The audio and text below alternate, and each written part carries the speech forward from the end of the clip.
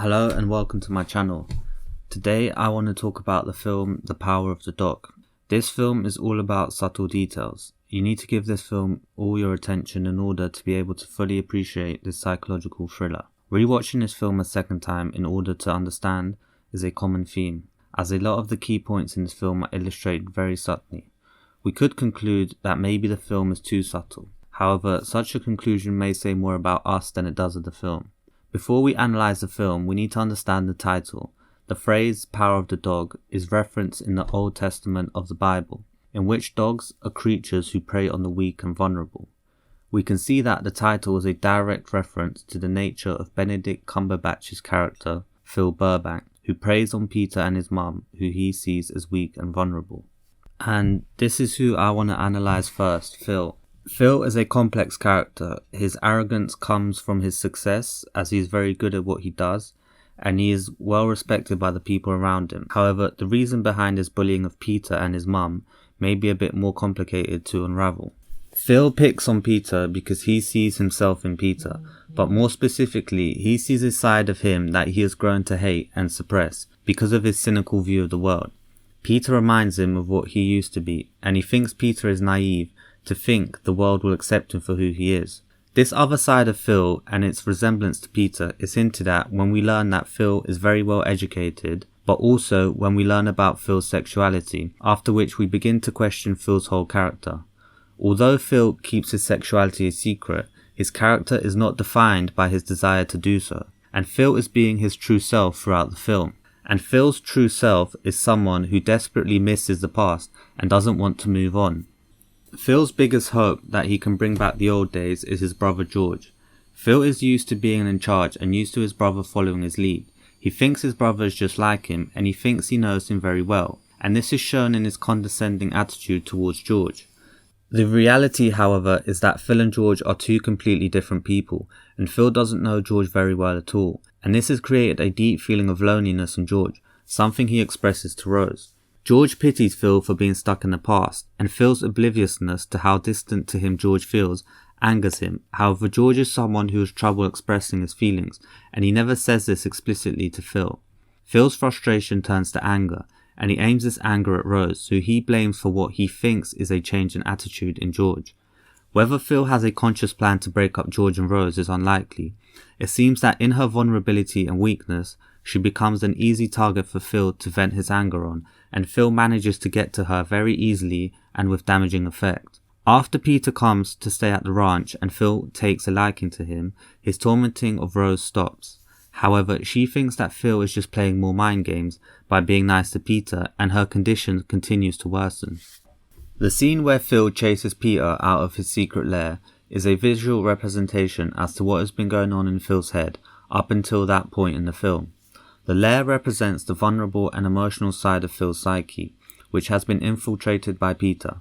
However, Phil has been repressing these positive feelings he has towards Peter, as we see him chase Peter out of the lair. This, however, stops in the very next scene, when Phil finally gives into the subconscious admiration he has for Peter. This happens when he sees Peter walking across the campsite, whilst the other men laugh and joke about him. Peter holds his head high and doesn't care about any of their heckling, and this act of defiance and will is what finally makes Phil look at him in a different light. This scene is also another example of how Peter's exterior and behaviour can be deceiving. He looks like a small innocent boy who is interested in birds, when in reality he is a cold and calculated person, and his intrigue in the birds is due to his desire to kill and dissect them. Phil's admiration is honest, and it grows as he gets to know Peter more closely, and he discovers the similarities between Peter and his idol Bronco Henry. One of these similarities is the fact that all three of them are the only ones to see the outline of the dog in the mountains. Phil sees the dog because he is a dog. He is someone who preys on the weak and vulnerable. Peter sees the dog in the mountains because he sees the dog in Phil. The fact that Bronco Henry saw the dog is the first indication we get that Bronco Henry may have not been as honourable as Phil makes him out to be, and that he may have had a darker side to him. When we learn of the sexual nature of Phil's and Bronco's relationship in the context of their age gap, we see that Bronco may have been a sexual predator who groomed Phil. Not only does this make us see Phil in a different light, It also makes us question whether there are any sinister or sexual motives behind his friendliness to Peter. Although Phil has a very condescending attitude to Peter, he doesn't do this out of spite, but this is a reflection of his own arrogance. And a rope does seem like a cruel gift to give to someone whose dad hung himself.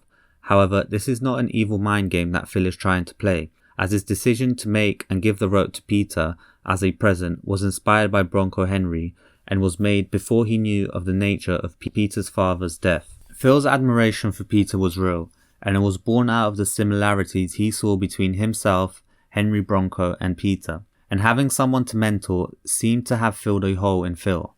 However, in the same way Phil's arrogance led him to be ignorant about his and his brother's relationship, it also blinded him from seeing Peter's true nature. Even though Phil stopped tormenting Rose, damage had already been done and Peter's mind was made up. So that is my analysis of Phil's character, and now I want to analyse Peter's character. When we are first introduced to Peter, we see him as a feminine and naive boy who can't stand up for himself, and he makes for an easy target for Phil's bullying. After the incident, Peter is obviously distraught, and to calm himself down, amongst other things, he plays with his comb, an action he does only when he feels really agitated. First impressions count, and after this, Peter sees Phil as a merciless bully, so when he goes to the ranch, he is prepared for all the teasing he would undoubtedly be a victim of. Therefore, he does not let it get to him. Something Peter was not prepared for seeing, however, is Phil slowly drive his mother into alcoholism. And when he finds out that this is what is happening, we see him again start to play with his comb. The comb represents the only 2 times in the film Phil was truly able to get to Peter, but it also makes us rethink whether Peter was only motivated by saving his mother, as he says so himself, or whether a personal revenge was also something on his mind. Peter's ability to carry out this revenge, on the other hand, is far from obvious. However, if we study his actions more closely, we can notice some clues as to Peter's true nature. Peter knows how to make himself appear harmless to mask his true intentions. He knows how to lure rabbits into a false sense of security and shows no empathy when killing them.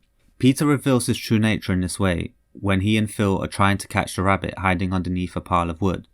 Phil, on the other hand, tries to scare the rabbit out. This is because Phil uses people's and animals' fear against them. He is the dog which preys on people's weaknesses and vulnerabilities, something that Peter sees in him. During their conversation, Phil tells Peter that Bronco told him that a man is made by the patience in the odds against him, because he sees Peter as someone who has the odds against him but is patiently persevering through life. Peter tells Phil that his dad told him obstacles in life should be removed, and that his father said he was not kind enough. This is not only a chilling warning, but also shows us that Peter's lack of empathy is something which comes naturally to him. Peter has been plotting to kill Phil for a while, and although he couldn't have predicted his mother selling the cowhide, when the opportunity to kill Phil presented itself, he took it. Peter's positive attitude to Phil was only a way of giving Phil a false sense of comfort and masking his true intentions, the same way Peter lured the rabbits into their death. If there was any doubt in Peter's mind as to whether he wants Phil dead, this doubt would have been cleared by Phil's rage towards Peter's mother when he finds out she had sold the hides. In the final scene, we remind ourselves of what Peter said at the start of the film. When my father passed, I wanted nothing more than my mother's happiness. For what kind of a man would I be if I did not help my mother, if I did not save her? Peter's motive from his perspective was to save his mother, and judging by how her health was deteriorating and by her reaction after coming back from the funeral, we conclude that Peter had achieved his goal. Peter also reads a line from the Bible, "Deliver my soul from the sword and my darling from the power of the dog." You can see that Peter's mum was his darling, and Phil was the dog whose power he delivered her from. Peter did not attend Phil's funeral because he did not feel any regret or sadness, because their whole relationship was fake from his point of view. He just saw Phil as an obstacle that needed to be removed. So that was my analysis of the film. Thank you for watching. Let me know what you think.